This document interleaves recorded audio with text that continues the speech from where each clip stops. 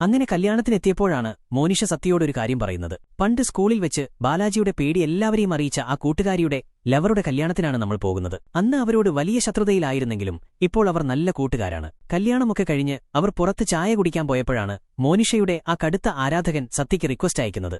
ഈ കാര്യം മോനിഷയോട് സത്യ പറഞ്ഞപ്പോൾ, ഞാൻ നിന്റെ ഫോട്ടോ സ്റ്റോറി ഇട്ടതുകൊണ്ടായിരിക്കും അവൻ നിനക്ക് റിക്വസ്റ്റ് അയച്ചത്, അവൻ എന്നെ അത്രയ്ക്കിഷ്ടമായിരിക്കും എന്ന് പറഞ്ഞു.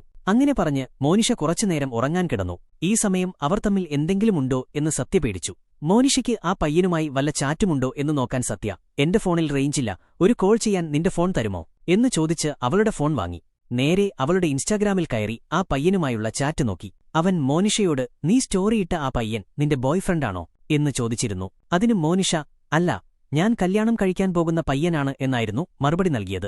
ഇത് കണ്ടപ്പോൾ സത്യയ്ക്ക് സന്തോഷം കൊണ്ട് ആകെ വല്ലാതെയായി. കുറച്ചുകഴിഞ്ഞ് മോനിഷ എണീറ്റപ്പോഴാണ് സത്യ തന്റെ ഇൻസ്റ്റാഗ്രാമിൽ കയറിയ കാര്യം അറിയുന്നത്. അവൾ ദേഷ്യപ്പെട്ട് കാരണം ചോദിച്ചപ്പോൾ സത്യം തുറന്നു പറഞ്ഞു. നീ ആ പയ്യനുമായി ഡേറ്റിംഗിലാണോ എന്ന് നോക്കാൻ വേണ്ടിയാണ് ഞാൻ ഫോണെടുത്തത്. താൻ അറിയാതെ തന്റെ സ്വകാര്യതയിലേക്ക് കടന്നുകയറിയ സത്യയോട് മോനിഷയ്ക്ക് വല്ലാത്ത ദേഷ്യം തോന്നി. അവൾ ദേഷ്യപ്പെട്ട് സത്യയോട് മുറിയിൽ നിന്ന് പുറത്തുപോകാൻ പറഞ്ഞു.